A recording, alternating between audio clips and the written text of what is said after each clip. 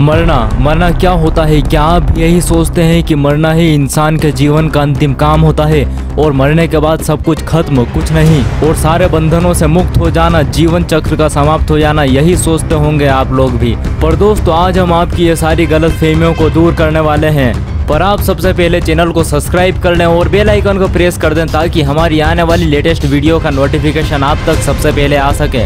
दोस्तों, मरना कह लो, डेथ या मृत्यु होना, यह एक महज हिस्सा है उस प्रोसेस का जिसे हम काल चक्र कहते हैं। पर दोस्तों, शास्त्रों के अनुसार मरना तो सिर्फ एक शुरुआत होती है, उसके बाद कई स्टेज हमें पार करनी होती है। उन्हीं कई स्टेज में से एक स्टेज होती है नर्क भोगना या जहन्नुम में जाना या फिर हेल। तीनों अलग अलग धर्मों के हिसाब से हैं, पर है एक ही चीज। पर दोस्तों, नर्क भोगना असल में होता क्या है? कभी गहराई से सोचा आपने?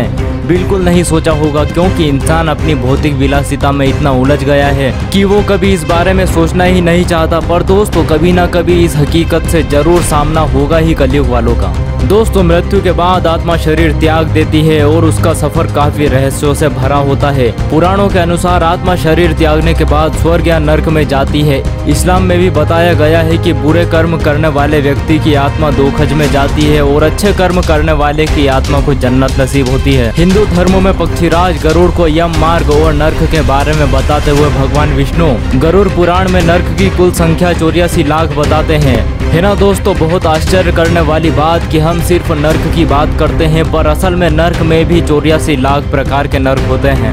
पर दोस्तों, 84 लाख में से सिर्फ 21 नर्क प्रमुख होते हैं जो कि कर्मों के हिसाब से बांटे गए हैं। अलग अलग नर्कों में कई यमदूत होते हैं जो पापी आत्मा को तरह तरह की भीषण सजाएं और बेहद दर्दनाक कष्ट देते हैं।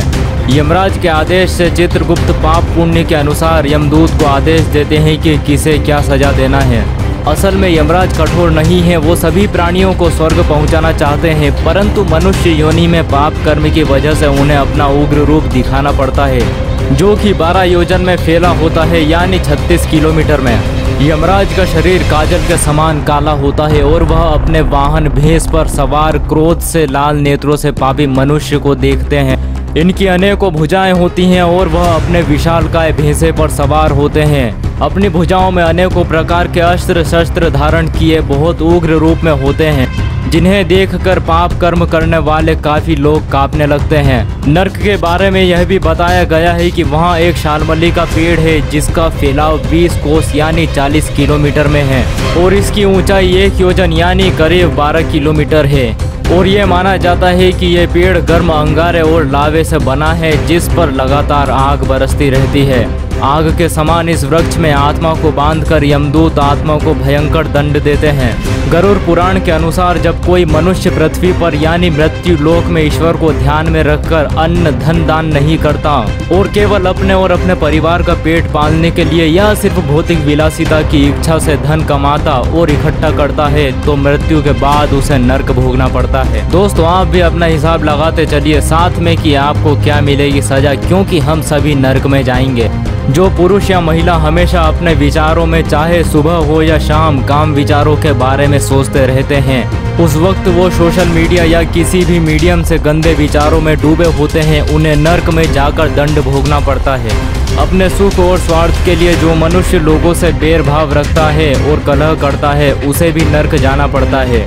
पृथ्वी पर दुश्मनी के भाव के कारण सबसे अलग अलग रहने वाला पापी मनुष्य परलोक में भी सबसे अलग अलग और कटा कटा रहता है, जहां उसे यातना से बचाने वाला कोई नहीं होता है।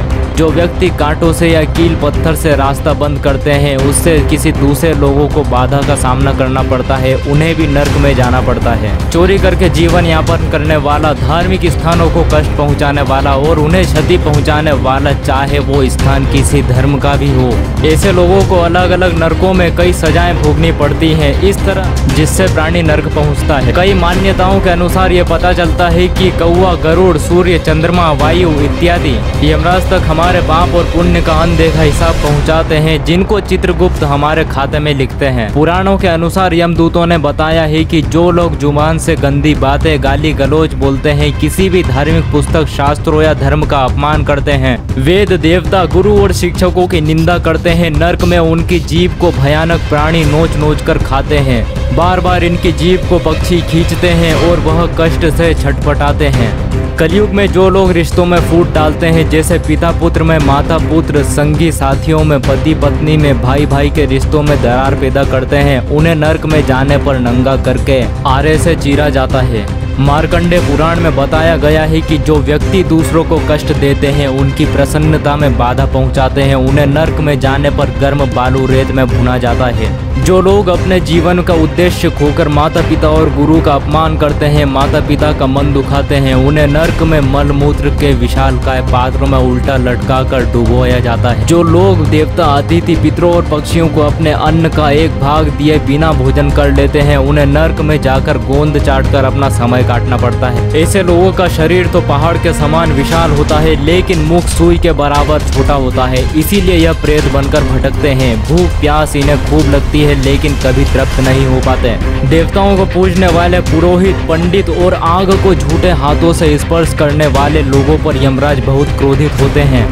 ऐसे लोगों को यहाँ के जलते हुए खंभों पर पेट के बल बांधकर छोड़ दिया जाता है, जिससे आत्मा को असहनीय कष्ट होता है। जो लोग अपने जीवन काल में गाय, अग्नि, माता, ब्राह्मण, भाई, पिता, बहन या बहन के बच्चों या किसी स्त्री को अपने पैरों से स्पर्श करता है या लात मारता है, ऐसी आत्माओं के पैरों को जलते हुए जंजीरों से बांधा जाता है और उन जंजीरों को हैवानों द्वारा जब तक खींचा जाता है जब तक कि पैर उखड़कर अलग ना हो जाए। जो लोग किसी भी गुरु, शिक्षक, महापुरुष, देवी देवता या किसी भी धर्म की निंदा सुनते हैं और प्रसन्न होते हैं, उनके कान में नर्क की आग में धधकते हुए लोहे की कीलों को ठोका जाता है। जो लोग दुर्भावनावश घोंसले, पेड़ों, मंदिरों या किसी धार्मिक स्थानों, देवालयों और पूजा के किसी भी स्थान को नष्ट करने का प्रयास करते हैं, उनके नर्क में आने पर यमदूत अपने तीखे शस्त्रों से उनकी खाल खींच लेते हैं और गर्म तेल में तलते हैं। तो दोस्तों, ये थी कुछ ऐसी नर्क की भयानक सजाएं जो हमने आपको बताई। अब ये बातें कितनी सच हैं और कितनी झूठ, ये हम आप पर छोड़ते हैं। दोस्तों, जाने से पहले हमारी वीडियो को लाइक और चैनल को सब्सक्राइब कर लीजिए, ताकि ऐसी इंटरेस्टिंग और दिमाग को हिला देने वाली वीडियो का नोटिफिकेशन आप तक सबसे पहले पहुंचे।